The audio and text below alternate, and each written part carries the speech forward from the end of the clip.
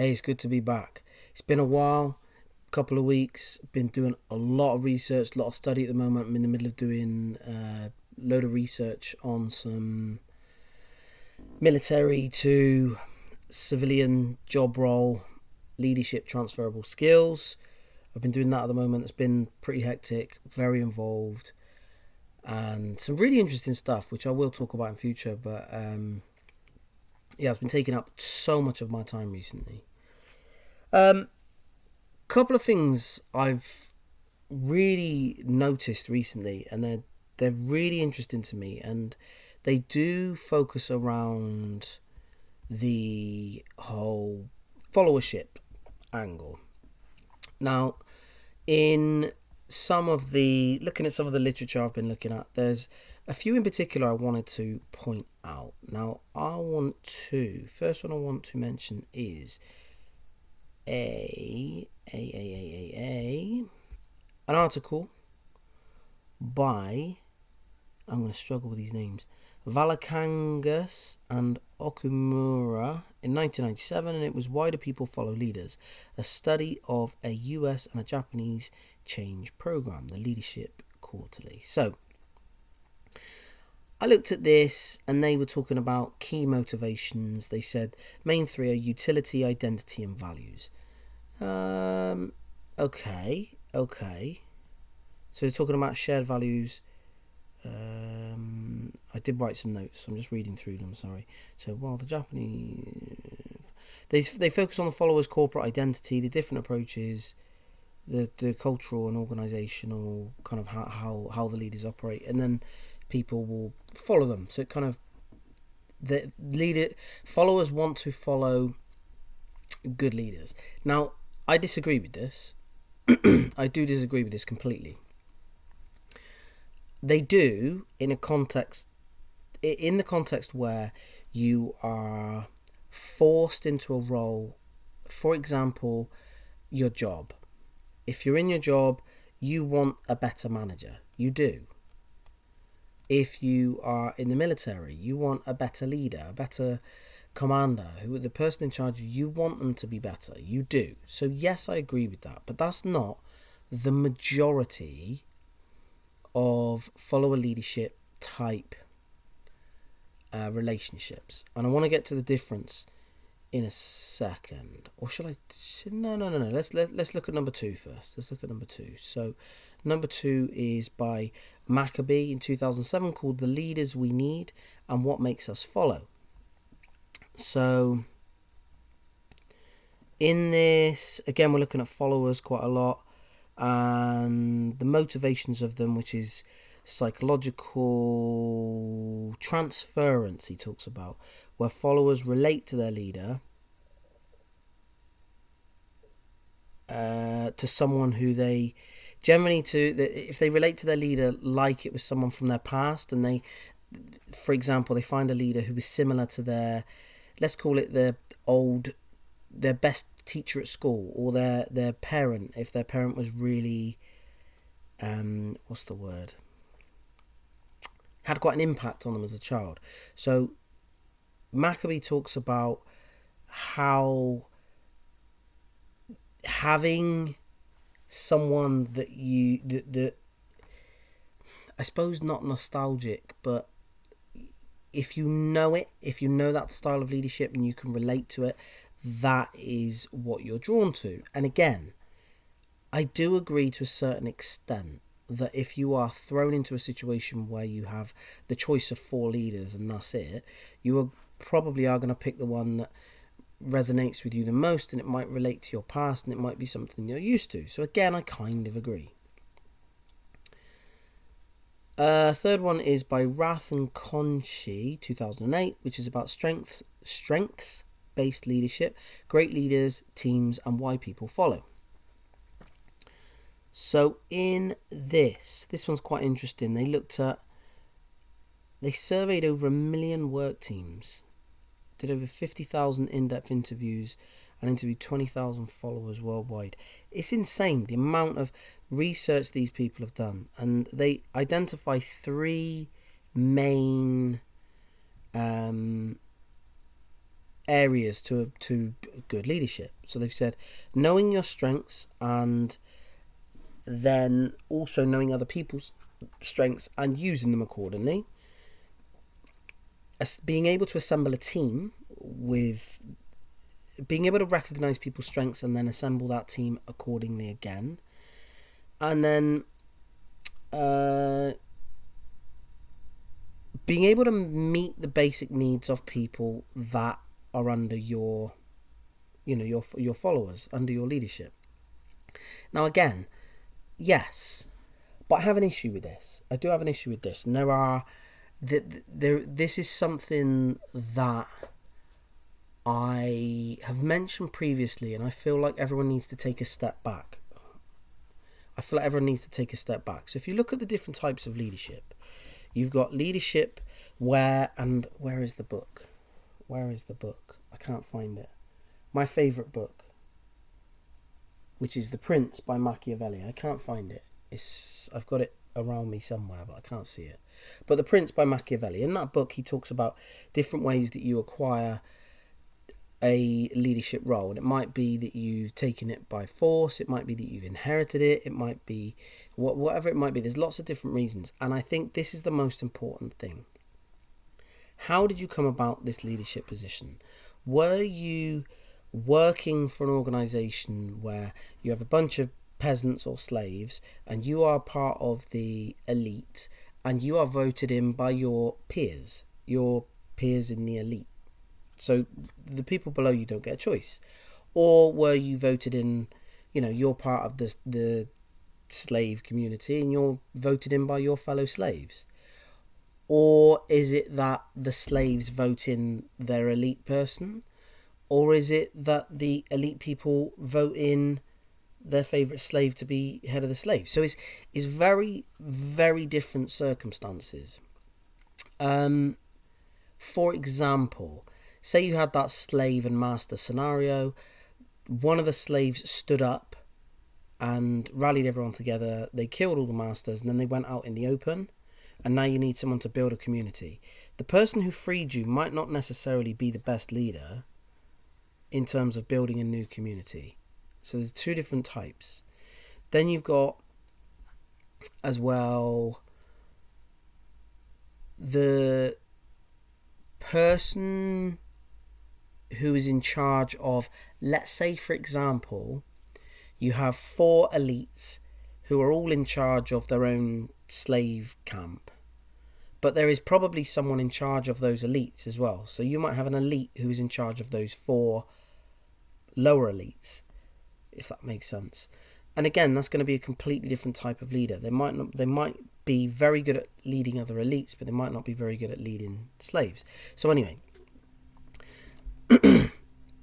you sometimes will say who you want, but as in say you vote someone in and you say, I want this person as my leader. Now, do you vote them in for their leadership skills? It says in here, if I take you back, it says the followers are going to follow people because, what was the first one? The followers are going to follow people because of the cultural, a reflection in your kind of shared values. No, I completely disagree. I think if, again, you are stuck in a situation where you are, let's give an example. You work for a business, you've got a choice of 3 new managers, and one of those managers is just so good to all of you, and the other 2 are complete dicks.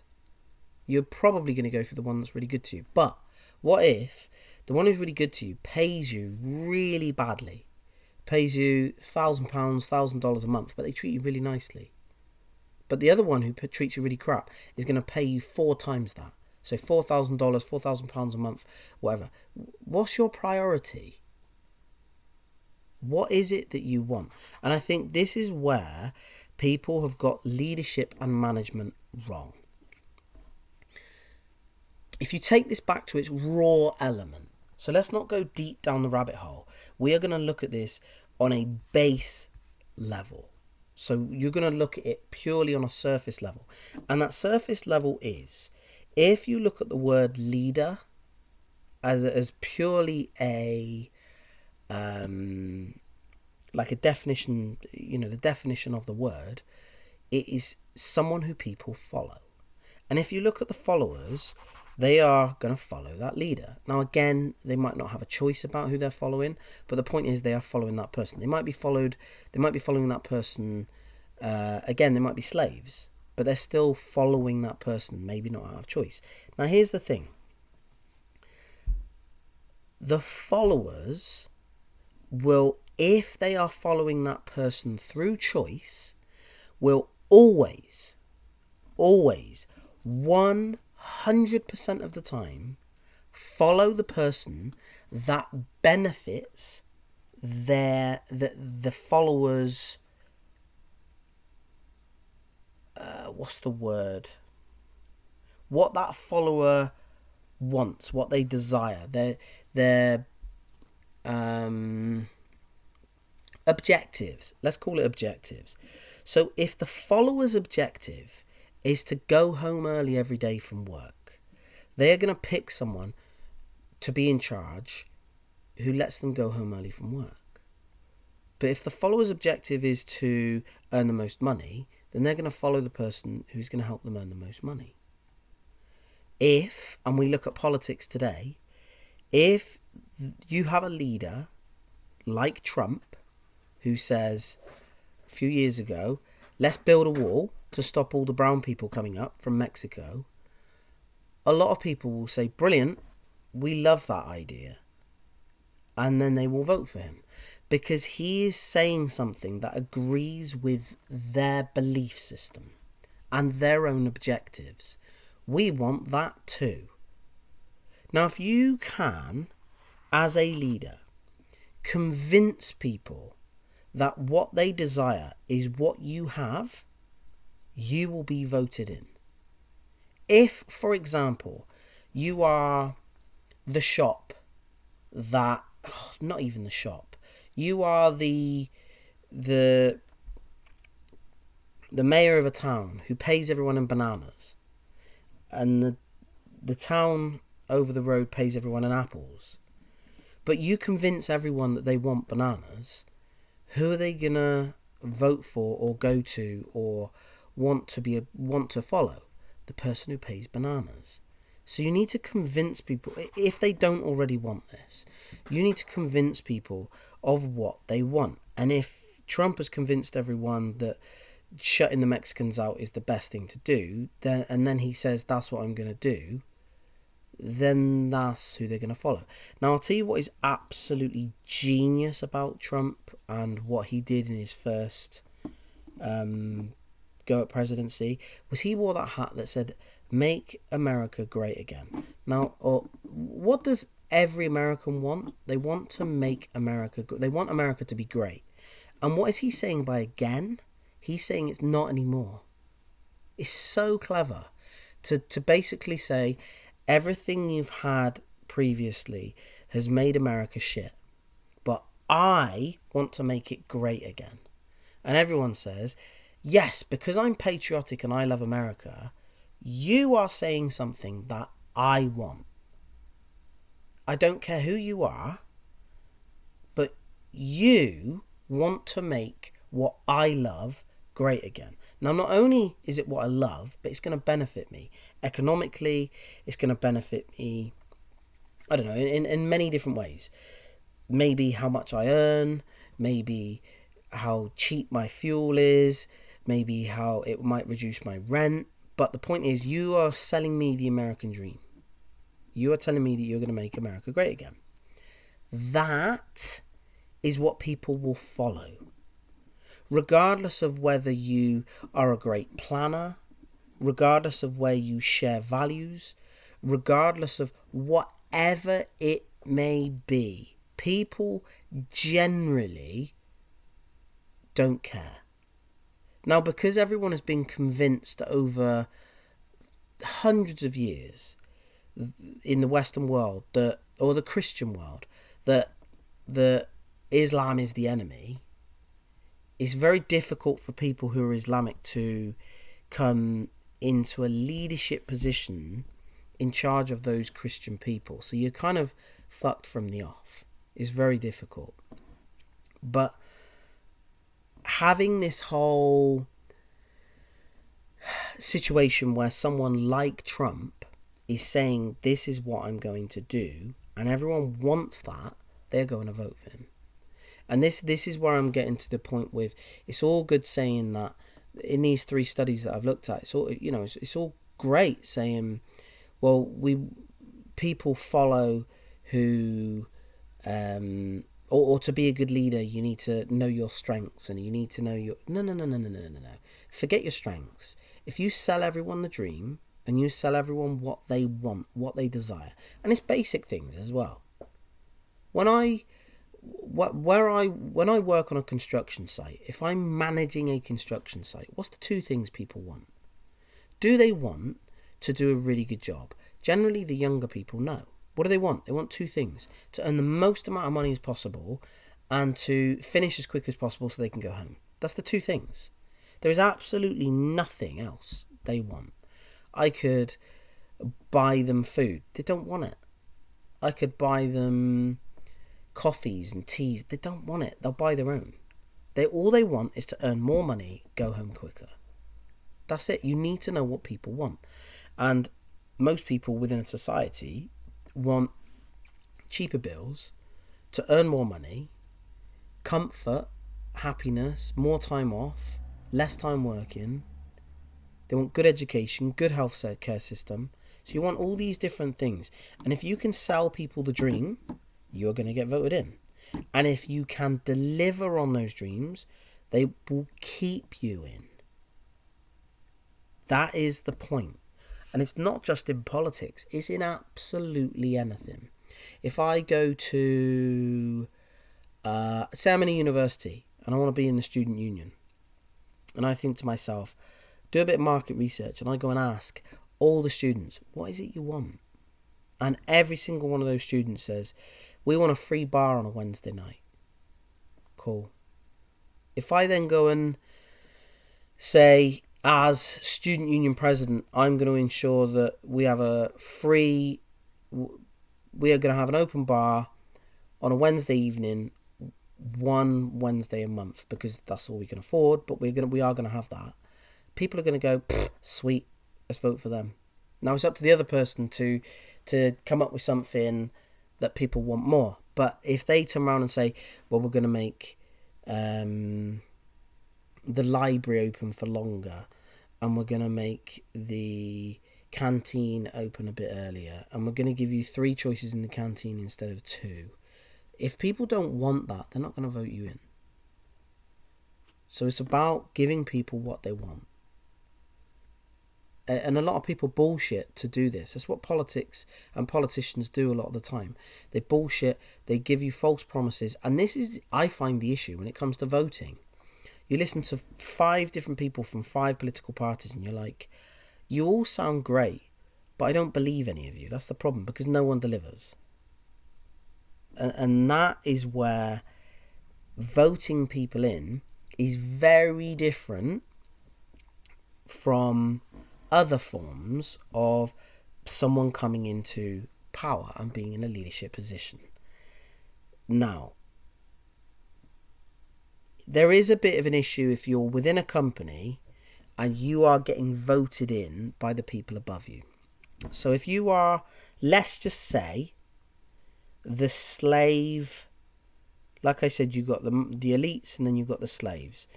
And the slaves say, everything's really tough, life is hard, we're not fed enough, we don't get enough sleep. And Spartacus stands up and says, fuck the elites.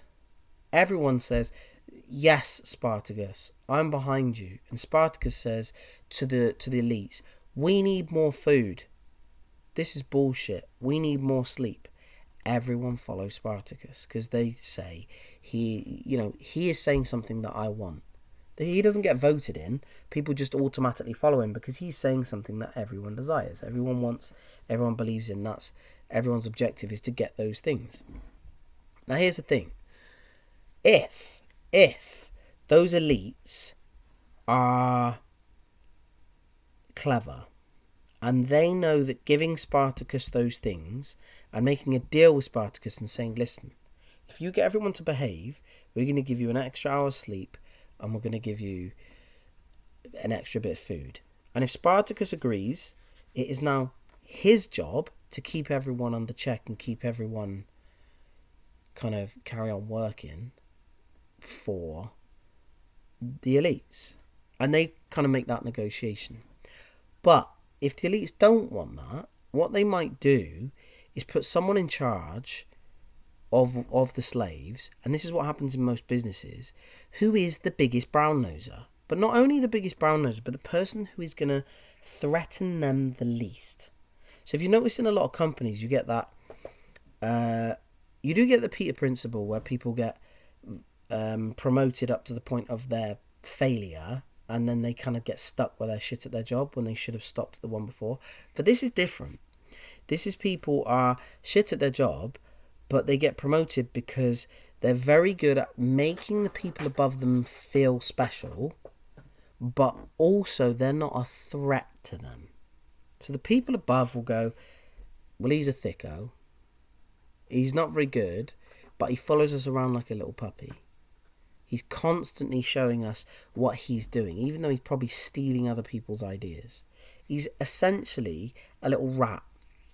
But this little rat, we are going to vote him because he's no threat to us and he will do every single thing we say. He's probably a bully to the people below him because that's what these people are like. But they're going to vote him in because he's the one who pushes for it the most. He's the one. And a lot of these people, here's another thing.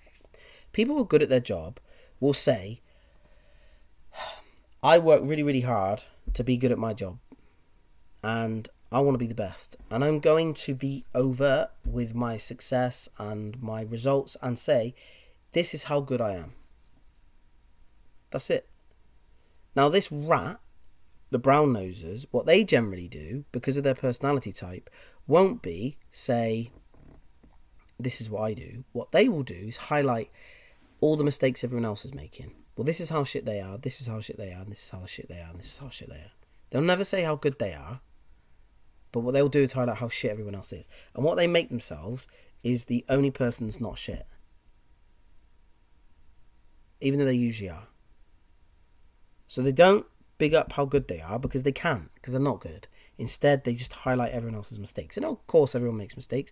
And a lot of this is lies as well. I've seen it so many times. This, in that scenario, the elites then vote in that slave. That slave has the protection of the elites because he is their little flying monkey, their little rat. And then he tells the rest of the slaves what to do and says, I'm one of you.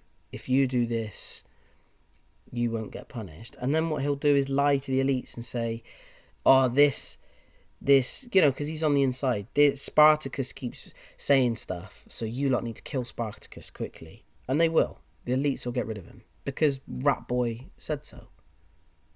That's how that scenario works. So again, those people below, the rest of the slaves, Rat Boy gets in charge. Are they going to follow Rat Boy? Well, they have no choice because Spartacus is dead and there's no one else. So they will follow Rat Boy, and Rat Boy will lie to them and lie to the people above just to be in his position. So that's a horrible scenario for everyone, apart from the people above. The Spartacus scenario is, again, a different one where people aren't following him because he's a great leader. They're not following him because he reminds them of something that, you know, that the way that their father used to lead them when they were a child, or that, whatever it was that, who was it? Wrath and Conchi said in 2008, where they were saying, no it wasn't, it was Maccabee, sorry. So Maccabee 2007 was saying about finding leaders who remind you of figures in your past. And for me, again, it's kind of bullshit, because if I'm one of those slaves and I've got someone who reminds me of my dad, and my dad was a great leader, but this person's saying, I'm going to be in charge and I'm going to get us, in that slave scenario, I'm going to get us 1 extra hours of sleep.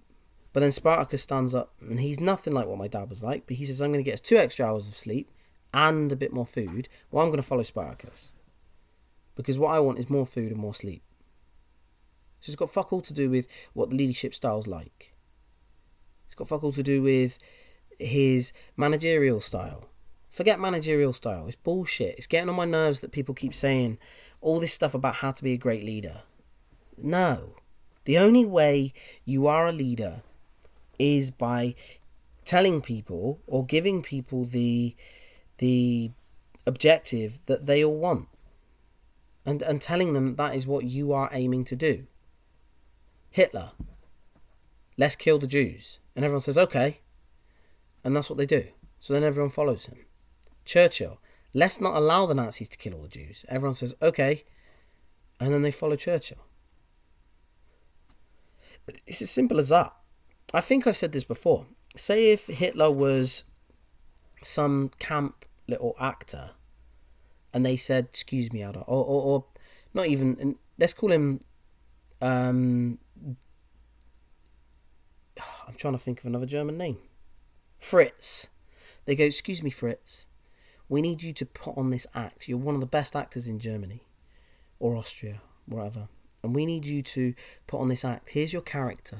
And you're going to play someone called Adolf Hitler. And what you're going to do is you're going to incite this hate speech. And you're going to rally the people. And this is what we want. And all these evil people get together and they pay this actor. And they say, we want you to be the head of, this image. You imagine if that was the truth. And Adolf or little Fritz, who's playing Adolf, has got everyone following him because he sold them the dream. Not because he's a good actor. Not because he's a good leader. He might be a shit leader. But he's told them what he wants to do and why it's a problem and why it's affecting them. Your life is bad because of the Jews. Your life is bad because of the economy in our country. And that is caused by the Jews. We need to get rid of the Jews. They are not like us. They are not human. They don't deserve to be alive. Blah, blah, blah. If they were dead, they're going to make us better. Blah, blah, blah. Hitler said all that bullshit. Everyone believed it. And then they thought it was okay to go and commit mass genocide. They were that brainwashed. I think by the end, there were quite a few people who went along with it, because if they didn't, they were going to get killed themselves. But in the beginning, he'd convinced all these people that Jews weren't human, which is just mind-blowing. But that's what he managed to do. It's kind of like a form of hypnotism. He's convinced them of that. And then people want to follow him. Why? Not because they hated Jews, but because they were told that the Jews were why their lives weren't as good. Because the Jews took all the money. That's why. They were told your lives aren't as good because of the Jews. Same as today.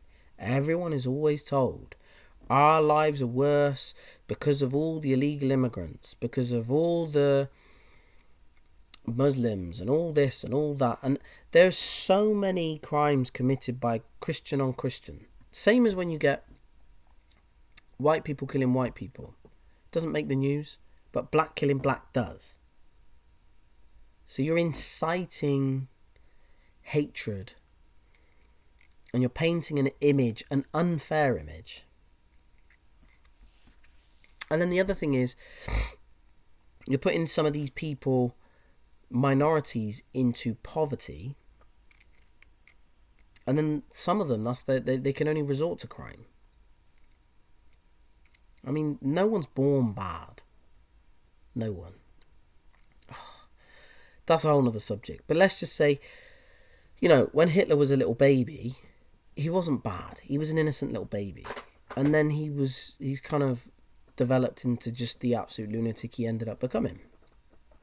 So you're talking essentially, like I said, of these people who can paint an image and sell you the dream, and then you go, oh, okay, this is a great idea to follow. It's nothing to do with how good you are when people say leadership and the traits that people say are good leadership. I hear all these different traits all the time. I used to be on it myself. I used to think that being protective made you a good leader, and I used to think that, being organized and knowing everyone underneath you makes you a good leader. It doesn't. It makes you a good manager. Being a great manager is how you maintain leadership. It's got fuck all to do with becoming a leader. Staying a leader is about great managerial skills. If you can manage your flock, they will stay under you. If you can manage your people, if you can make sure that everyone learns to become self-sufficient and responsible, and you give them self-autonomy, and you give them choices, and you train them and you coach them, and that is a great manager. Someone who can inspire and someone who lifts everyone, that's a manager. That's a manager. But people will follow you because you have something they want. That's it. That's it. And that's why I think there's a big misunderstanding between leadership and management. And it is that black and white. A lot of people say to me, it's not, there's grey areas. I'm not having it. It is that black and white. When I go into my job, my boss is my leader. Why do I follow him? Because he fucking pays me. That's why. If I was in a situation where I needed to follow someone through choice, would I follow that fucking idiot? No, I wouldn't. But I have to, because they are the company that pay me, and I have to go to pay my bills. That's it. So I'm not choosing to follow that person, but that person is in charge, and I hope they are a good manager. Now, if someone says to me, come and join this company and you can earn ABC, and I choose to follow them, and then they also happen to be a very good manager, then that is a better choice that I feel I've made, and they are going to make my life better. And you can have some incredible managers within a business. You might join a business and you meet your manager, and your manager might be the best manager, might be so good. That doesn't make them initially your leader through choice. They become a great leader because you want to follow them, because they make you feel good. They make you care about the project. They're very good at manipulating you into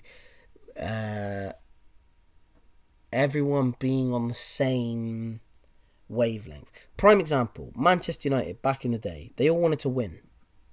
That's what they wanted. Some of them were like, I'm going to play for Manchester United, and that's it, my whole career.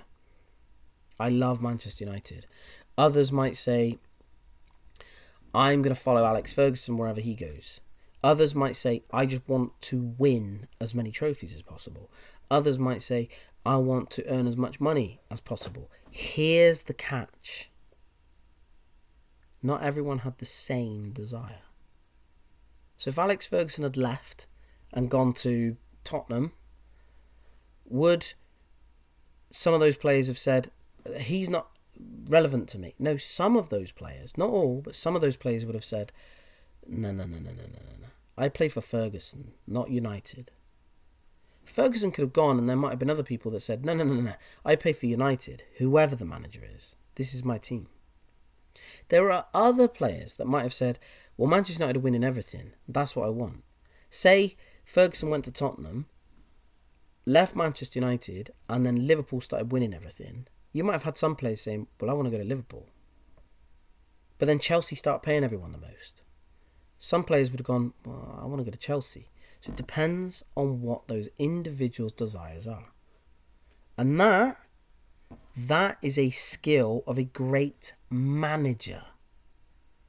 The person that gets you all wanting to achieve the same goal by either manipulating you into believing that's what you want. So you might have someone join the team and say, I want to just earn the most amount of money possible. I couldn't give a shit about winning anything. But he might convince you over time and say, you know, when you're 70 years old, do you really think the money's going to make a difference? Because you're going to have loads of money anyway. Surely you want a legacy. You want these medals and trophies that you can show your grandkids and blah, blah, blah. If he convinces you that, he's done his objective. He's done his job. That's a great manager. Now you're following him because he brainwashed you into believing that you want to follow him for your own gain. But he's manipulated you into believing that. It's essentially like the film Inception, but doing it while these people are awake. And it is manipulation. And it is... A lot of people will say, oh, it's a bad thing. It's not a bad thing if you're achieving a greater good, if that makes sense. If you're doing it and you're going to do someone a disservice, you know, don't leave to go to another club. You should stay here. But they're never going to play. You're never going to give them more money. Then you're doing them a disservice and it's bad. That's bad manipulation. But if someone says, I'm going to move to another club, but you convince them to stay, you manipulate them into believing that they should stay, and then they actually become a very good player, play more, earn more, win more. You did it because, yes, it benefits you. Or even if you convince someone to leave to go somewhere else. Whatever it is, if you're doing it for the greater good and you're doing it for that person, not for your own self-gain, then you are allowed to manipulate, I believe. But that is what you are doing in that sort of scenario. You are manipulating people to all be on everyone travelling in the same direction. That is what a great manager will do. And then people will say, I will follow that man anywhere. Because these people don't know that he might have manipulated them into believing that they want to win trophies more than earn money. They then win those trophies and they say, I'll follow him anywhere. Because he gave me what I wanted.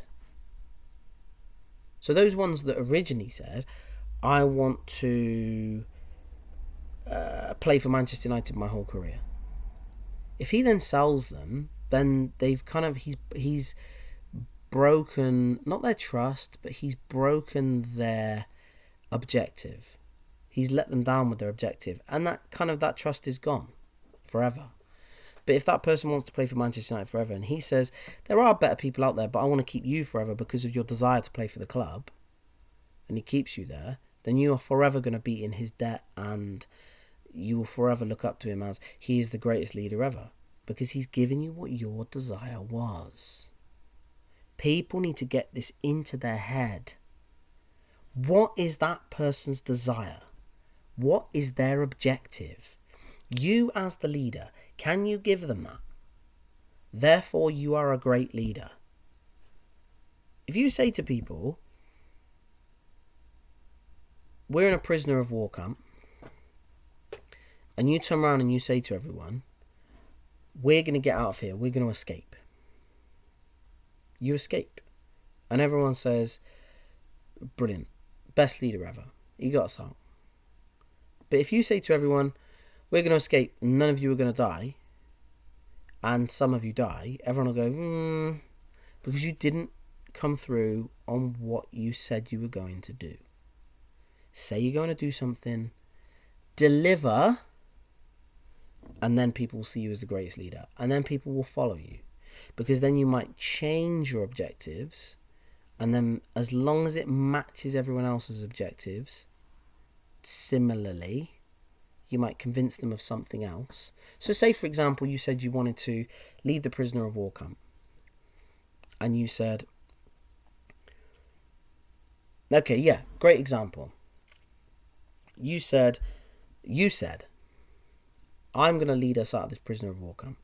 And everyone said, okay, all the prisoners followed you, you led them out. You then made it to somewhere safe. And I am the great builder of infrastructure and society and towns and peace, and that's me. But you're not that. You are the great escape artist. Now, if everyone said, who are we going to follow in terms of building our new town, who are they going to follow? Him. Because he's delivered for them already.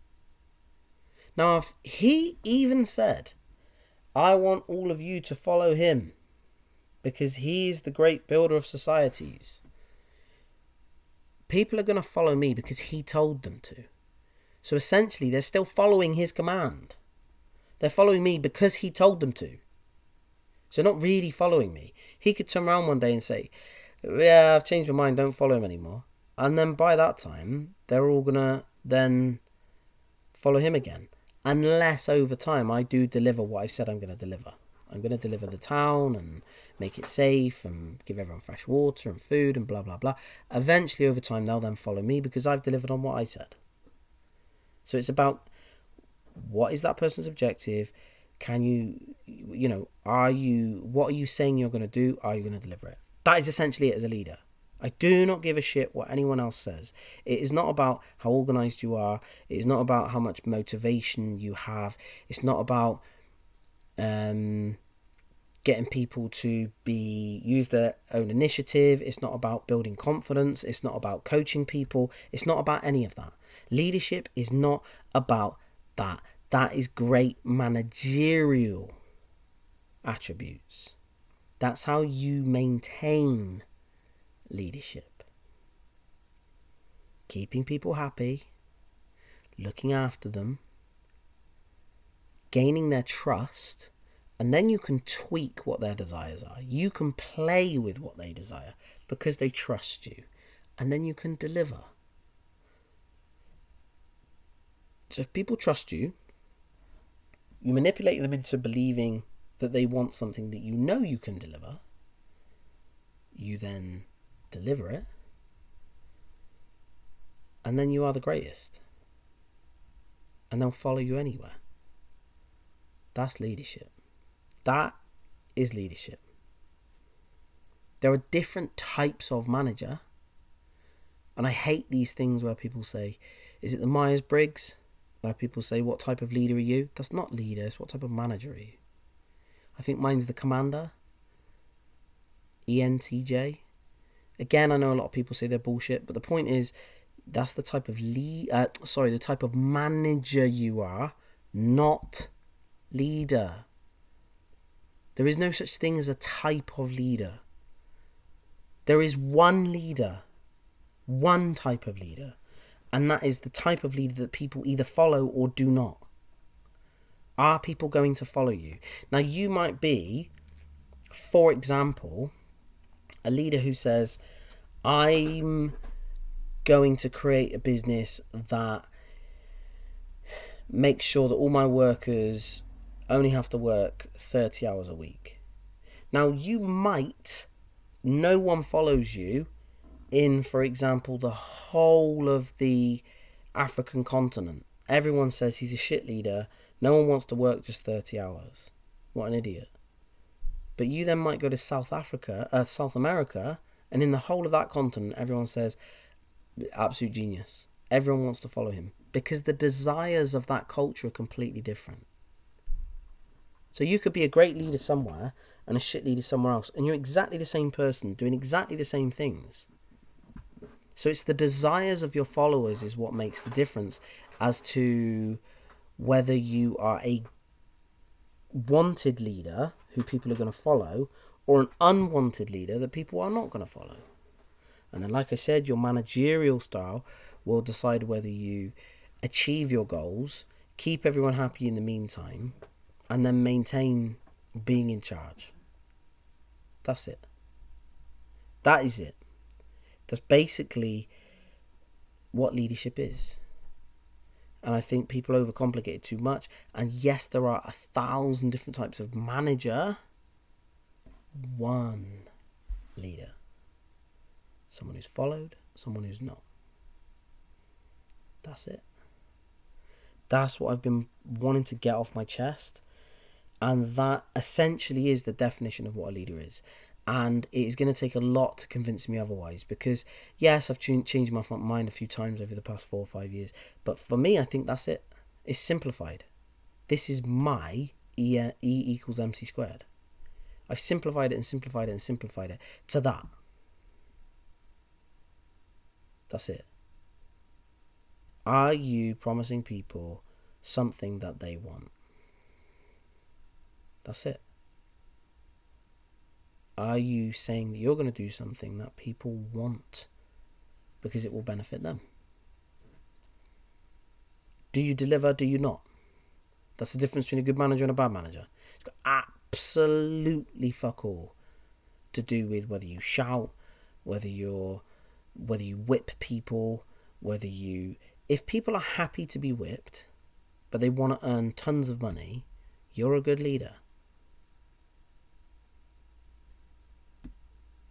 So it's not anything to do with your style, it's to do with what people's objectives are. So yeah, that's me. For now, that is my definition. That's probably my 2024 definition, and I'll change it next year. But that's not the point. That is my definition. That is what leadership is. And managerial styles, yes, they need to be completely pulled apart and figured out. And I find them fascinating. But that is leadership. That is the definition of leadership. In a nutshell, solved. I do not want to hear any more bullshit of people trying to figure out what leadership is, because that is what leadership is. It's that simple. That's it. It's not some extravagant meal. It is omelette of egg. Simple. That's it. Anyway, rant over. Glad I got that off my chest. Like I said, doing some research at the moment, and that's just been getting on my nerves because I keep reading stuff and I just keep thinking, this is bollocks. It's all bollocks because people are looking at it wrong. And this is why everyone's getting so confused and no one can seem to agree on anything, because I think the definition of leadership is wrong. If everyone just stops using the word leader and stops seeing leader as the one up from manager, it's not the one up from manager. It's a different thing. It's ridiculous. It's like saying it's not like caterpillar butterfly. That's not how it is. It's like saying caterpillar and worm. They're two different things. Two completely different things. So anyway, I hope you like the little breakdown. I hope you like that. My definition. I'm glad I got that off my chest. And please share it. Please share it because I want some feedback. I want people to tell me that I'm talking shit. I really do. I'll argue it to the end. I'm happy to debate it. I really want to go and do some speaking events, and I really want to talk about this because I want to hear what people say. I want people to give me their retort and tell me that why I'm wrong. I mean, the problem is you've got a lot of people that believe what they've been taught is right. They will not simplify. They will not step backwards. They always try to go further into the rabbit hole, where sometimes to solve stuff you've got to walk backwards. I'll tell you what's a great metaphor for this is Ready Player One, the film, where everyone's trying to win that race and they're all going forwards. Sometimes you just got to go backwards, and you're the only one that does it, but it solves everything. Sometimes go backwards. Simplify. Take a wider view. Start looking at everything from further out. Pan out, not in, is what I would say. Anyway, like I said, please share it. I want to hear what other people think. I appreciate you listening to my rant. And hopefully I'll be back again soon with some more bullshit for your amusement. But yeah, cool. I'll speak to you soon. Signing out.